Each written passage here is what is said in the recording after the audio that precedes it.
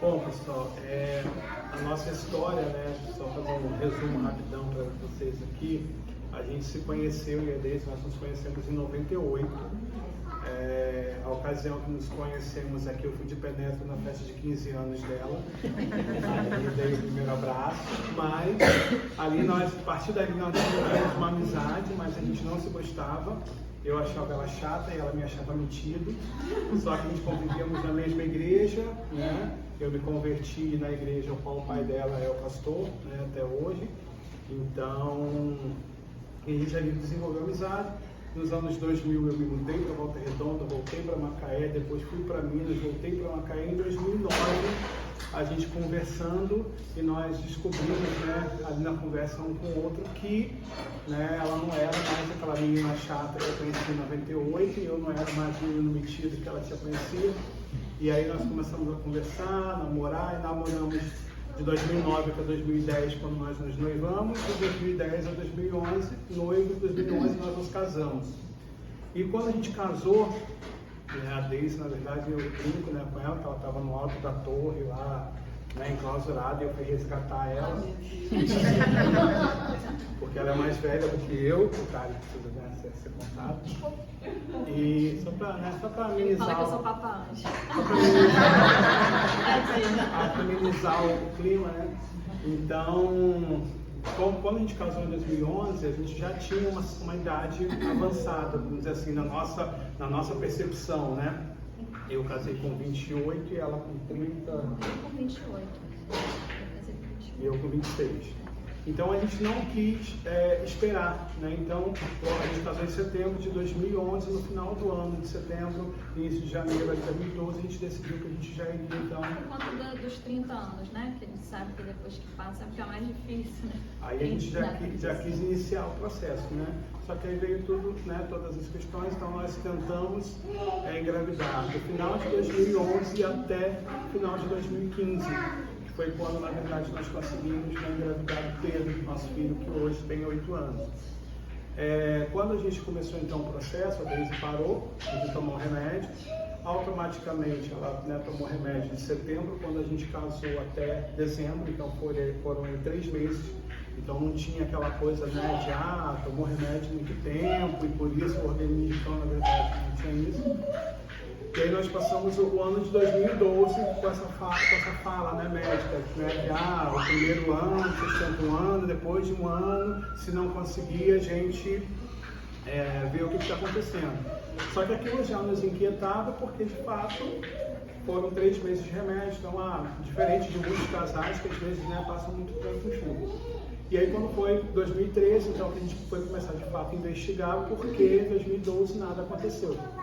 E quando nós começamos a investigar, nós descobrimos algumas sequências de problemas. A primeira delas foi um diagnóstico de endometrite. A endometrite é uma inflamação na parede do útero. As fotos, né, dos exames que tiravam dela, o útero estava sempre inflamado, sempre vermelho. Então a justificativa era que o útero não conseguia conter o óvulo, e aí ela acabava eliminando, e por isso a gente não conseguia. E aí vieram uma par de processos, de medicação, de exames para tratar essa endometrite e acompanhar o processo. Passaram-se alguns meses, ok, a endometrite estava resolvida, fomos então seguir o processo, e aí nada, aí de repente começa aquela questão de ultrassom seriada, né? Tinha a menstruação dela, passava um período, tinha que ir lá fazer ultrassom, né? A gente chegou àquele, não sei se vocês já viram isso, mas a gente chegou naquela condição de menstruou, 3 dias depois faz ultrassom, e o médico determinado pra gente o dia, a hora, o momento que a gente tinha que namorar, que vai ser nesse momento. Tinha que entrar no clima. Né? E, brigado ou não, vamos embora, que a gente tem né? E isso era, né, lógico, muito mecânico, muito estranho, mas estamos aqui para encarar o processo. A Deise, ela tinha uma condição que, tipo assim, quando a menstruação dela atrasava, não atrasava 1, 2 dias, atrasava 13, Era irregular. 10, 12, e a gente ficava assim, ó, cada dia de menstruação dela atrasada era uma comemoração, ó, 1, 2, da outra vez foi 6, se for 7 a gente faz o exame, né? Ó, 7, agora foi, e ela fazia exame negativo. Então eu lembro que chegou uma vez que chegamos a quase 13 dias de atraso e nessa expectativa, sabe? Sempre era essa coisa de, não, agora vai, porque agora passou mais um, agora foi mais um, e nada. Teve uma vez que, tipo assim, mas tem que fazer o exame amanhã ao acordar e não tem o exame, eu não comprei. Não seja por isso. Meia-noite tá eu rodando a cidade, achando farmácia 24 horas para comprar o exame, porque não, agora vai. E infelizmente não aconteceu. E assim nós ficamos 13, 14 e início de 15. Quando assim, a gente ia para o médico, né, e a gente brigava com o médico porque, não, agora está tudo certo, é vocês que estão ansiosos, vocês não têm problema nenhum, já investiram. Nós fizemos muitos exames que eu precisei entrar com ela e, né, teve um lá que foi de negócio das trompas, que precisava injetar um ar, alguma coisa assim, e ela foi no céu e voltou, quase que eu perdi meu braço, de tanto que ela, né, apertou. Teve um outro que a gente foi fazer no centro cirúrgico, então ela precisou ser receber anestesia, precisou ir para o centro cirúrgico e estávamos nós lá. E só um paralelo, concomitante a isso, eu tinha um problema na mandíbula.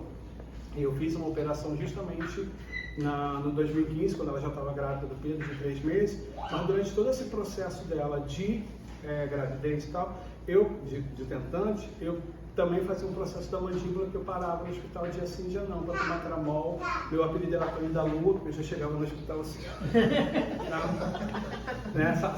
Sabe aquelas câimbras que a gente sente na canela, de vez em quando que você não sabe se você estica assim e tal? Eu sentia nessa musculatura aqui do rosto, né? Então eu já cheguei a rasgar, eu era o Hulk, né? Eu cheguei a rasgar um sofá lá de casa com dor e concomitante a isso a gente fazia tudo isso. Então foi bem... Enfim, e aí nós mudamos de médico em 2014, finalzinho de 2014, e quando nós mudamos de médico, esse médico trouxe pra gente, olha, vocês fizeram de fato todos os exames, mas teve um que vocês não fizeram, que é o exame para verificar uma disfunção na hipófise, que é uma glândulazinha no cérebro. É quando a mulher tem amamenta e normalmente diz que não engravida quando está amamentando. Porque quando essa hipófise começa a funcionar mesmo, é justamente a glândula que dá o leite, né? Então, eu não dava leite, mas é quando a mulher está grávida, né? Tá com o bebê e dá o leite ali na mama, que essa glândula está funcionando ali, ela fica bem alto o nível dela. Né? Então, o meu, no caso, estava alto sem estar grávida, entendeu? A hipófise, na verdade, depois, né, estudando psicologia, a gente aprende que a hipófise, na verdade, é a glândula que controla as nossas emoções.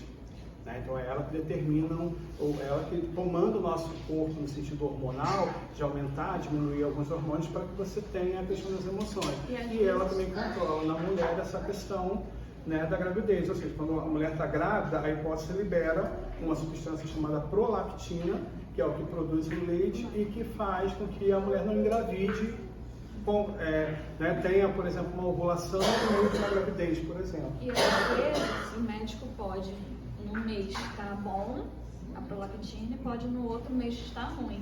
Então ele, no meu caso, variava, não é normal, mas aí variava, num mês estava bom e no outro, e foi justamente no mês que o médico conseguiu ver. Né? Então, até ele falou assim, outro médico poderia ver, mas às vezes não poderia ter visto também. Ele falou essas duas condições. Depende do médico. E aí, quando nós descobrimos isso, né, a gente fez os exames, aí de fato nós fomos encaminhados para um outro médico e a gente precisou entrar com uma medicação, que na época era uma medicação cara, era um frasco com 8 comprimidos e a gente tinha que tomar, no caso, né? Tinha que tomar um comprimido a cada 3, 4 dias, então eu tomava sempre quarta e domingo, né? E era uma medicação cara. No dia até que a gente saiu do médico, eu falei, nossa, não tem nem dinheiro hoje para tomar, mas vamos dar um jeito. A gente correu lá atrás, compramos. E ele colocou pra gente, olha, vocês vão tomar essa medicação até engravidar. Só que, qual é o risco dessa medicação? Na verdade, a gente foi antes, né? Endócrino que passou essa medicação. Aí, o que ela colocou pra gente? Olha, você vai tomar essa medicação.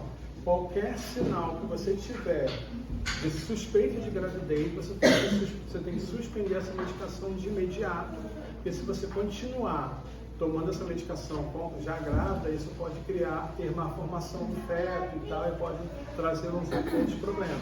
Então, sabe aquela medicação que, tipo assim, Você toma, mas você fica com medo, porque é a medicação que pode trazer a gravidez, mas ao mesmo tempo, se você não perceber o sinal, pode trazer uma gravidez ruim, né? Mas nós encaramos o desafio. O primeiro frasco tinha 8 comprimidos, e no 7º comprimido nós percebemos o sinal de gravidez, e lá estava o Pedro, né, sendo concebido. Aí foi aquele desespero, porque pegou o exame, corre para o médico para saber se tinha que suspender, se não tinha que suspender, conversar e tal, não sei o quê, e conta para os amigos, ou não conta para a família, porque vai que não dá certo e tal, mas a Deise agora vai falar um pouquinho mais dentro desse processo, as percepções dela, como mulher, como ela se sente. Depois eu volto para vocês entenderem por que eu estou falando tudo isso. Então, ele me contou um pouquinho do que ele vai falar, né? E eu queria fazer uma dinâmica aqui, mas não é uma dinâmica, vocês não vão ficar constrangidos, tá? Queria pedir para as mulheres que estão tentando sentar aqui na frente, e os homens vão ficar em pé, atrás dela, na cadeira, tá? E depois vocês vão entender por que eu vou fazer isso, depois vocês podem sentar. Tipo padrinhos de casamento. Quem está sozinho? Neuropédico. Vamos uma cadeira aqui, Bruno.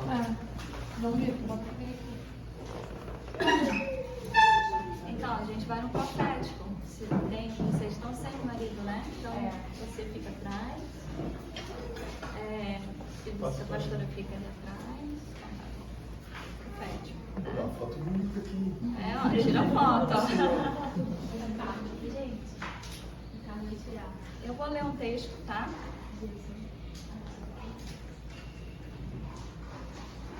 Vou dar vontade de chorar, que eu estou chorando. Calma, respira. Entendeu? Porque às vezes eu falo mais. Eu choro.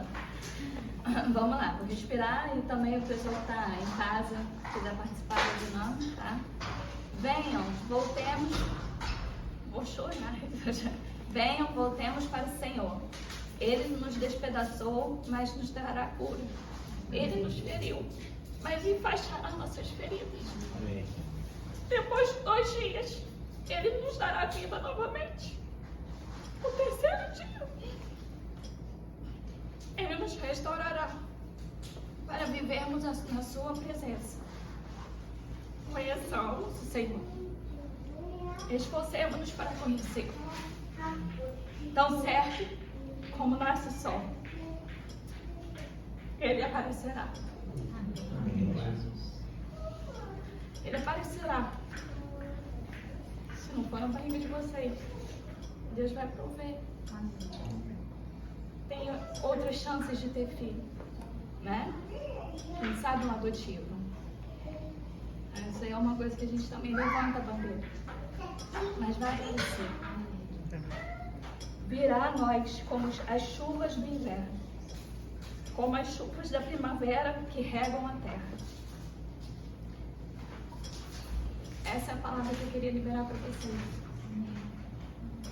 O Senhor, como que Deus não vai ferir a gente, mas essa palavra mostra que o que os psicólogos aqui falaram, nesse todo o processo, a dor, a tristeza, a angústia, a ferida. Não é que Deus vai ferir, mas Deus ele vai curar. Pode ter certeza. Então, Ele vai curar com filho ou sem filho, com filho adotivo, quem sabe, ou com filho da barriga, porque outras dores vão vir gerar também, ou a maternidade, a paternidade. É um momento de cura, é um momento que a gente precisa aprender, se ficar disposto a aprender mais de Deus, a saber que Deus ele vai tratar com o teu caráter. Já começa aqui, porque quando a gente tem um filho, né, os pais que já estão aqui, sabe o quanto é difícil, quantos são os desafios, né? Casar já vem os desafios, já é difícil. Mas nós precisamos estar dispostos nesse desafio, a estar sendo moldado, trabalhado pelo Senhor, transformado pelo Senhor a cada dia. E começa desde aqui. Foi muito difícil pra gente, né? Falo também para os homens, é difícil, mas para as mulheres é mais dolorido.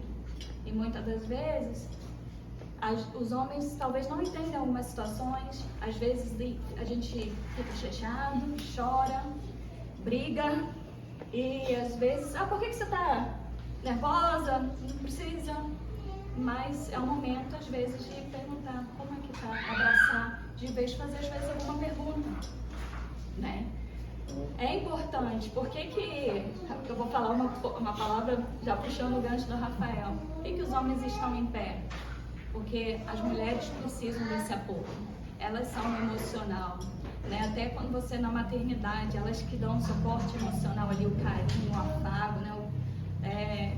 E os homens são mais racionais, né? A razão, né? O que talvez vai trazer ali a criança para a razão dela, a mãe para o carinho. Então, assim, por isso que Deus constituiu a família. Por isso que o Satanás ele quer destruir o homem e a mulher. Quer acabar com isso. Porque Satanás sabe da importância da família, desse conjunto. São vocês dois unidos, né? Por isso que qual é o nome da psicóloga? Bruna. Ela falou, né, que é importante essa união estar tratado. Será? Vai a pergunta de novo. Será que não? A família está tratada para receber o bebê? Será? Se unam nesse propósito, né? Eu sei que é difícil, mas às vezes é o processo que precisa passar. Deus, ele tem um processo e a gente tem que entender que... E vocês têm que pensar, será que eu tenho que aprender alguma coisa? Às vezes eu brinco e falo assim, Senhor, eu estou errando alguma coisa, porque o Senhor está demorando a me dar alguma coisa. Às vezes eu estou procurando, eu estou errando, me fala rápido que eu quero receber a promessa, eu quero receber direção. E o que atrapalha muito é a ansiedade, é não entregar, né? E as duas psicólogas e a gente aqui, nós estamos na música que tocou aqui, liberada por vocês, também falou de cura, né? Então, assim, antes de saber daqui, eu não trouxe essa palavra porque alguém falou, mas porque também veio direção de Deus para isso, né? Depois de 2 dias, Ele nos dará vida novamente. Ao 3º dia, Ele nos restaurará para vivermos na Sua presença. Conheçamos e nos esforcemos para conhecê-lo. É importante, nesse momento, você se apegar ao Senhor. Leia a Bíblia, ouça Deus falar com vocês. Por quê? Porque é um momento que muitas pessoas falam muitas coisas. Faz isso, faz aquilo. Muita gente, quando ela pergunta por que você não está com filho, já te traz uma ferida. Deixa Deus, a cada pergunta que alguém fizer, deixa Deus curar. Precisa conhecer o Senhor, né? Como que Ele vai te tratar se você não o conhece? Precisa conhecer, precisa buscar o Senhor todos os dias. Então, peça isso, Senhor. Não é só clamar, é conhecê-lo. O que precisa ser tratado? O que precisa ser orientado? Né? E, para finalizar, tão certo como nasce o sol, ele aparecerá. Ele virá nas chuvas, como chuvas de inverno, como chuvas de primavera que regam a terra. Ele virá. Ele vem, é certo. Se a gente busca o Senhor, se a gente se dedica ao Senhor, Ele vem, Ele aparece, né? Eu queria, antes do meu esposo continuar, eu queria poder, junto com a pastora, a gente está orando, né? Queria que vocês botassem a mão na barriga de vocês e os homens também, como suporte às mulheres. A pastora... Você pode estar com ela aqui? Os homens também colocam a mão. Vamos, assim, entender que vocês são suporte. tá? Que vocês precisam ser parceiro das mulheres de vocês. Precisam, a Rafa vai falar um pouquinho mais sobre isso, mas precisam estar juntos, tá? Amém? Vamos orar? Tá. Então, eu vou orar o texto aqui, tá?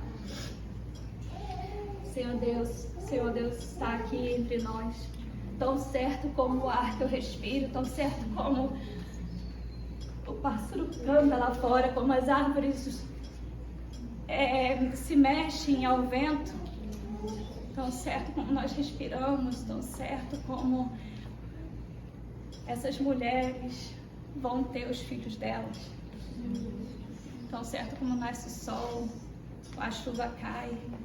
O Senhor está aqui, Senhor. O Senhor está aqui.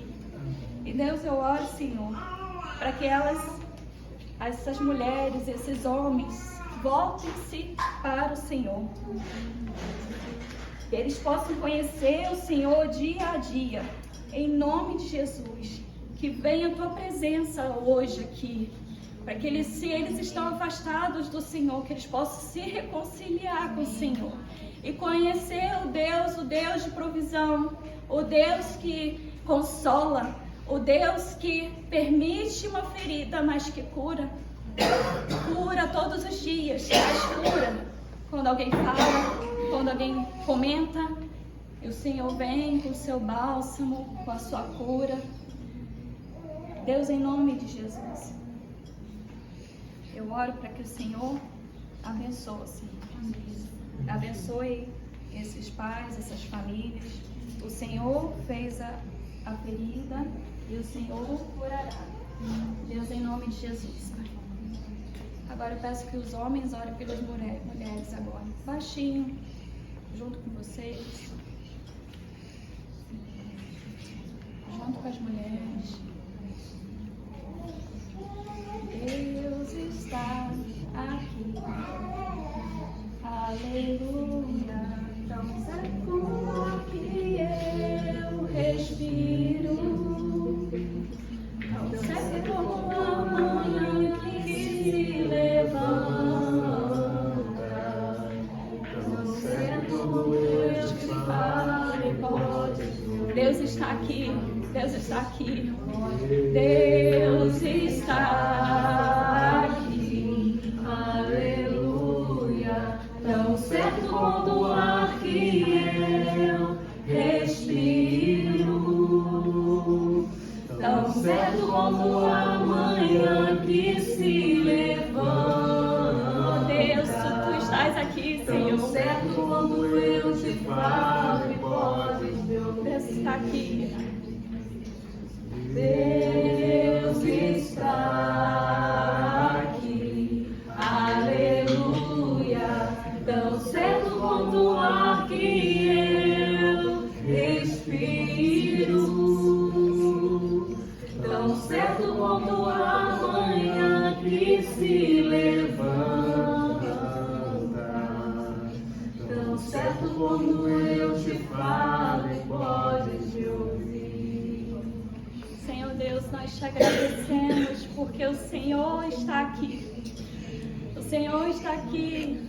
O Senhor está aqui, o Senhor está aqui, o Senhor está aqui, o Senhor está aqui, Senhor. Muito obrigada, Senhor. Deus, esteja nas famílias que estão aqui, esteja nos ventres de cada mulher que está aqui, esteja aqui, Espírito Santo. Espírito Santo, vem habitar. Em nome de Jesus, amém. Dentro do nosso processo, os meus pais, eles são falecidos, né? E aqui em Macaé somos eu e meu irmão apenas. E a Deise tem os familiares dela tudo aqui. Dentro do nosso processo foi muito difícil para a gente, diante dessa expectativa que eu falei para vocês, né? Que às vezes a menstruação da Deise ela atrasava e a gente se enchia de esperança e não acontecia. E para mim pesou muito, sabe, como homem, esse processo junto com a Deise, porque ela se enchia, né? Eu cheguei a fazer espermograma, fiz, né, exames que da minha parte precisava, e o meu deu tudo normal e tal, e ela se carregava com ela meio que essa culpa, né? Ah, eu sou o problema, eu sou a pessoa, eu sou isso, eu sou aquilo. E assim, sabe, hoje, de uma forma um pouco mais específica, falar diretamente com os homens que estão aqui, com os que estão assistindo e aqueles que vão assistir depois.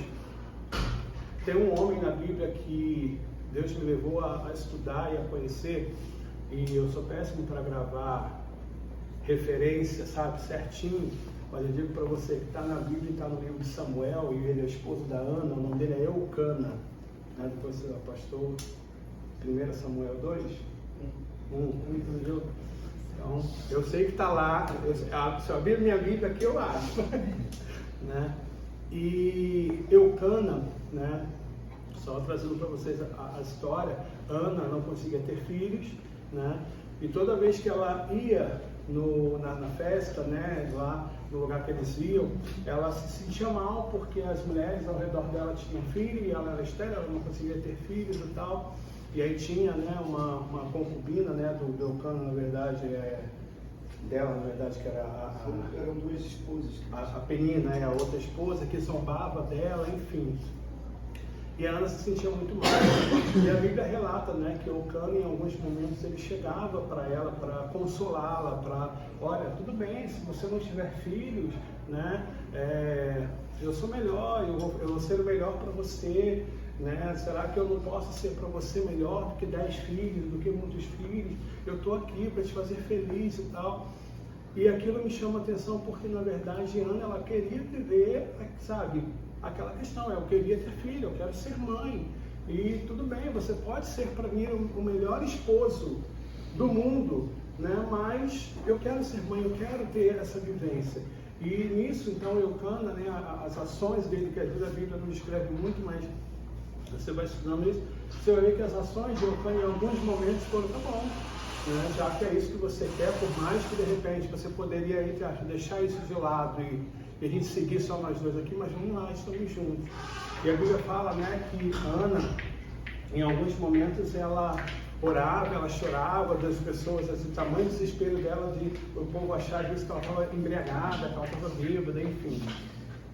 Só que assim, me chama a atenção isso, sabe? O fato do Eucana, ele poderia, tipo assim, deixa pra lá, eu já tenho filho, não precisa se preocupar com isso e tal, fica de boa. Mas ele insistia, ele estava junto com ela. Por que eu quis dizer para vocês, né, todo esse nosso diagnóstico? Eu fiz questão de, durante o nosso processo de gravidez, por conta, né, dessa questão familiar que a gente tinha, por conta do sonho que nós tínhamos juntos no conjunto em ser pais, eu fiz questão de estar junto da Deise em todo o processo, sabe? E a Deise, ela tem uma dificuldade de memorizar as coisas mais do que eu, né? E às vezes assim, até às vezes na própria consulta com os médicos, sabe? Eu conseguia falar de mais detalhes dos exames e tal do que ela propriamente dita. E aí eu me tornei até amigo depois do obstetra, do Bernardo. A gente trabalhou junto no hospital depois também. Mas porque ele falou, Rafael, você é o único pai, você é o único marido que vem às consultas com a esposa.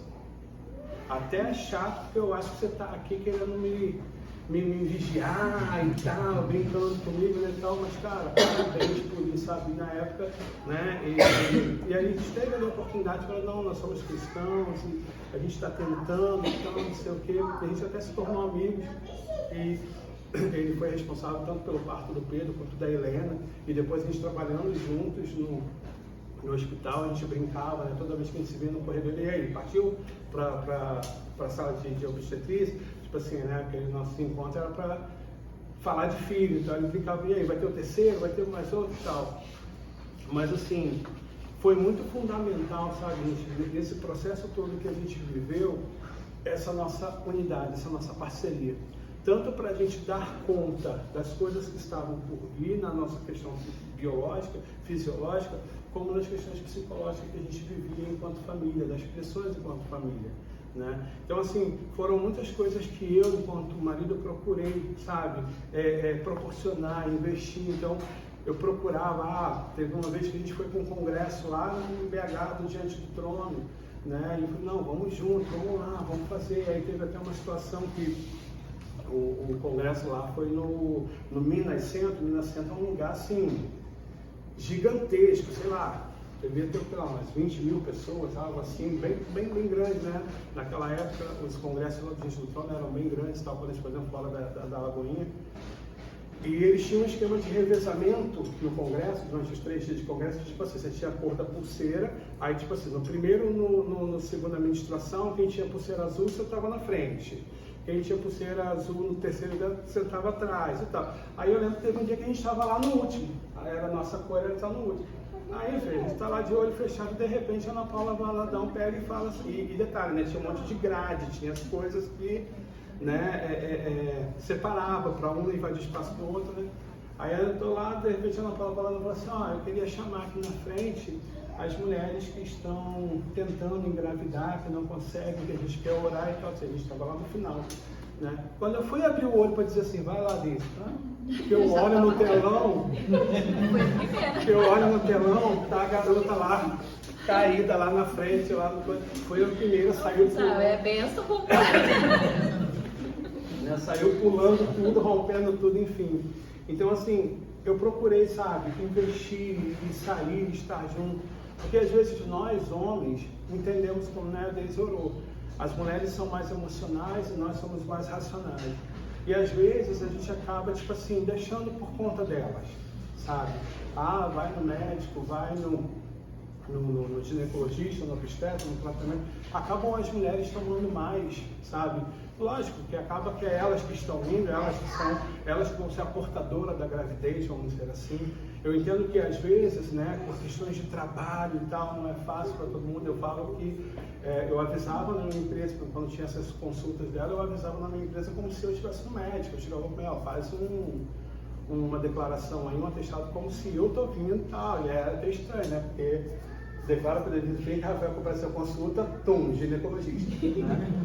Isso é importante. Eu sei que às vezes o trabalho não dá, né, não dá data exatamente, mas é se importar, perguntar. É porque às vezes a gente espera muito da mulher, mas é se perguntar, como que foi? E aí, falou isso? Porque às vezes, como foi, também largou de mão.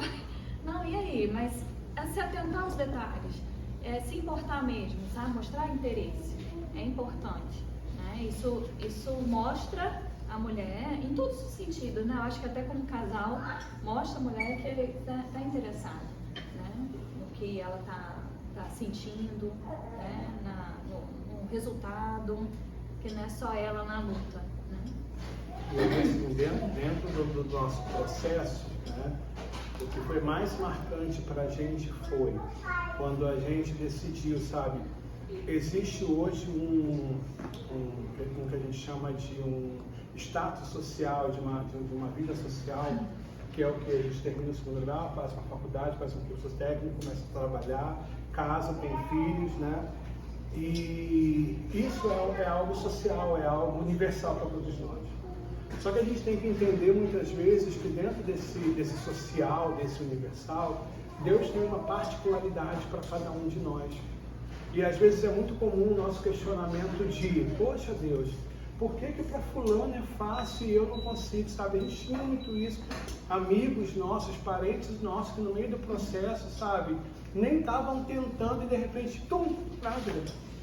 E a gente não sabia se a gente chorava ou se a gente se alegrava com a pessoa, né? Meu irmão mesmo teve 2 vezes antes de mim, entendeu? Então, assim, teve uma vez que eu falei, minha mãe contou da gravidez dele, da gravidez dela, né, da minha cunhada, e eu não me alegrei. Eu tava, por que ela me esperou? Eles eram mais novos, né, assim, poxa, podia ter esperado eu ficar grávida. Hoje eu sei que cada um tem a sua família, cada um tem o seu tempo, cada um, né, mas eu fiquei bem indignada, né, isso, até hoje, né, porque a gente lembra, mas assim, muitas coisas acontecem, né? Porque a gente se compara, né? Nesse social, por que né? Às vezes a gente liga com notícias, com situações, poxa, não vai lá, fulano nem tem, né? Julgamentos humanos errados que a gente faz, fulano nem tem condições e tem 3 filhos, Né? E eu aqui tenho condições, estou cheio, não sei o que, de repente, e nada. Mas existem as particularidades dentro do propósito de cada um, sabe? Que às vezes é isso, é o detalhe, né? Como a Bruna colocou, como a gente viveu. Às vezes é o detalhe que a gente precisa como casal, porque talvez se Deus nos der filhos hoje, beleza, vamos ter. Mas será que a gente vai linkar com o propósito, com aquilo que Deus tem que viver lá na frente? Né? Então, assim, hoje eu e a Deise, a nossa família, ela continua de certa maneira separada, né? A minha parte de família para um lado e a da família dela para o outro. E a gente hoje consegue transitar muito bem entre ambos. Mas eu digo para vocês, se de repente a gente não aprendesse sobre isso, os nossos filhos iriam sofrer. Né? Como às vezes a gente sofre, mas nós somos adultos, a gente consegue manejar e deixar para lá algumas coisas, mas os nossos filhos não entendem. Né? Então Deus, na verdade, ele vai ter um propósito. Então, assim, não vamos pensar naquele anseio social de todo mundo é assim. Vamos sempre entender que Deus tem um propósito para cada um de nós e quer qual seja a sua dificuldade. Se você está tentando e não consegue, se você já tentou, teve, mas perdeu, seja qual for, existe um propósito, sabe, no qual Deus estabeleceu para cada um de vocês, para que, na verdade, a gravidez de vocês aconteça. A rede social mostra uma vida que não existe. Tem que ser claro isso. Né? Até a minha rede social, que é porque eu não vou botar mais do meu esposo, que ele posta mais, não existe, gente. É só dar alegria. Porque as lutas, as dificuldades, não são postadas ali. Ninguém posta luta, ninguém posta tristeza. Então, às vezes, poxa, a pessoa teve o bebê, teve aquilo, tá bem de vida, mas e as lutas que ela passou? Talvez ela tá rindo ali, mas tá chorando por trás, né? Então, assim, é legal, eu acho, a gente passar a nossa vida, a nossa história, porque às vezes a gente só vê, poxa, o outro é tão bonito, né, o casal, mas não sabe a luta que a gente já passou.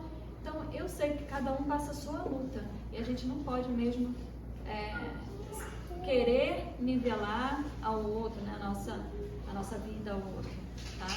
Então, cada um tem a sua luta. Eu espero que cada um aqui, né, a pastora convide quando vocês também tiverem os seus bebês que venham aqui e conte o que também passou. Eu acho que é válido isso, né, a cada um conhecer. E aí nós tivemos o Pedro, né, em 2015, e na época o médico colocou pra gente, olha, se vocês quiserem ter um segundo filho, vocês têm que continuar com esse tratamento e ter logo. Porque a chance, de repente, de depois ela, né, voltar a tomar medicação, anticoncepcional e tal, e a questão da hipófise, o problema lá que foi diagnosticado, de você ter mais dificuldade ainda em não conseguir. Né? Então nós decidimos ali que a gente queria ter 3 filhos, então nós decidimos que a gente ia continuar. Então, obedecemos ali o período do resguardo, né? Fazendo as nossas contas, aquelas coisas todas ali para estar tranquilo, mas depois a gente seguiu. E ainda assim, levamos 2 anos depois para que a Helena viesse, né? E também foi muito esperado. Quando a gente, assim, não que a gente faça diferença de um filho e outro, né? Mas o Pedro, na verdade, a gente teve essa dor maior porque era aquela sensação de toda hora batendo na trave e nada acontecia. Depois que o Pedro veio, ainda que a Helena demorou um pouquinho do que estava combinado, mas a gente já estava na cabeça, tipo assim, é possível. Né? Então, agora é só aguardar que vai acontecer. Então, assim, eu queria hoje, né, de tudo que a gente falou aqui, do nosso testemunho, que acho que é muito similar, às vezes, com algumas coisas que vocês estão vivendo e tal, eu queria só enfatizar isso, sabe? A importância que é de nós estarmos juntos como família, como casal, nesse processo, sabe? Muitas vezes, nós homens, não é que a gente não se importa, não é que a gente não liga, não é que a gente não ama, não é isso, sabe?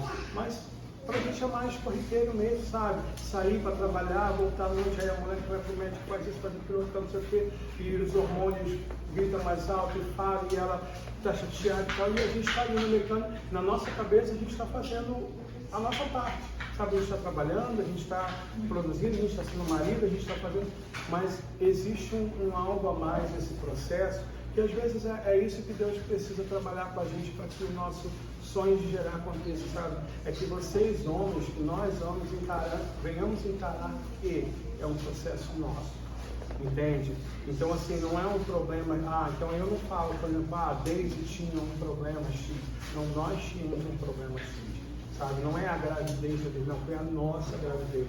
Em alguns momentos chega, não, quando a gente ficou grávida, aí, não é ela que ficou grávida, nós ficamos grávidos. E essa postura, sabe, precisa ser tomada entre a gente, porque isso vai tanto melhorar, né, a nossa perspectiva, quanto muitas vezes, olha para sua esposa aí do seu lado aí, melhorar a vida da pessoa que está junto com você, né?